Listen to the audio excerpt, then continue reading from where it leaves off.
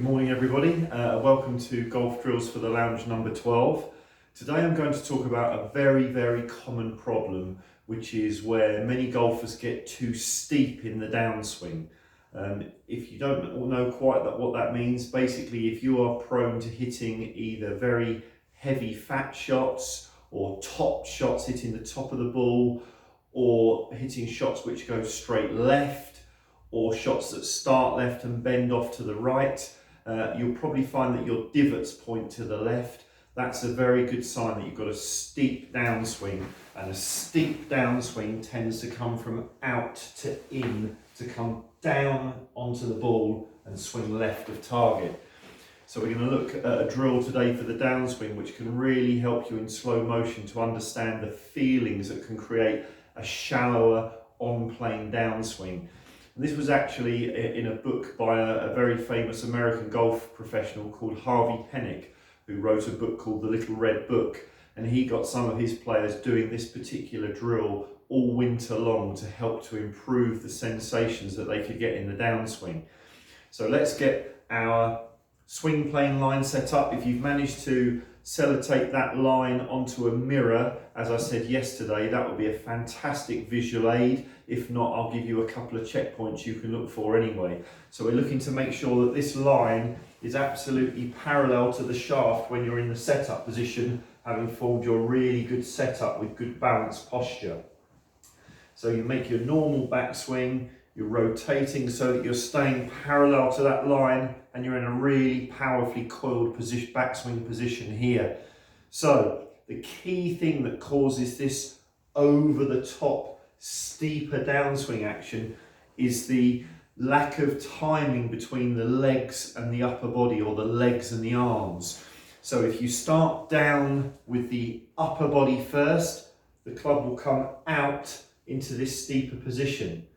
However, even if you start with legs and arms together, if your right shoulder and right arm stay very tense, you tend to retain this right angle between your right forearm and your right upper arm. This is very common because of tension in the right shoulder. The right shoulder wants to instinctively hit out. Right-handed people want to feel powerful in the right shoulder, and that tension stops the right arm extending. No matter how hard you unwind the legs and pull down, it will go out into a steeper position. So you can see when I make this move, look how as the club comes down parallel to the line there, look how the right arm is extending down. So what you're going to be looking to do as your legs unwind is to really feel both arms extending down under your chin.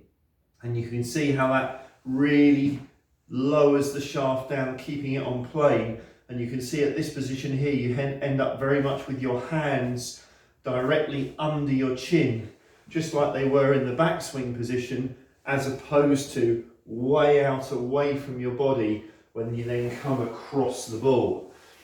So if you're struggling to get this feeling, you can even swing to the top of the backswing. You could take your left arm off the club, and now you could practice really feeling that you extend the angle out of your right elbow, and you'll feel the hands coming down very low towards your right thigh.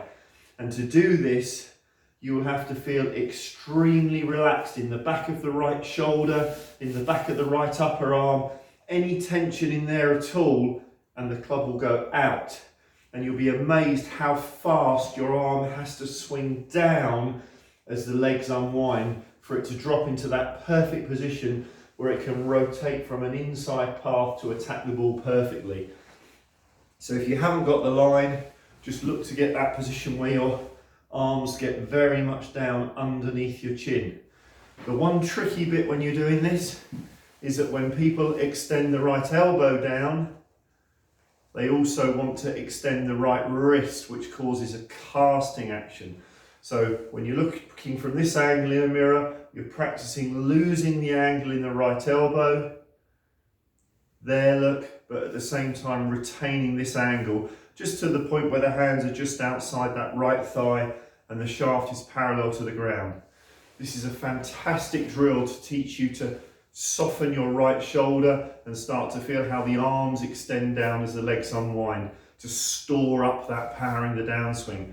So give this a go, have some fun with this, and I'll see you tomorrow.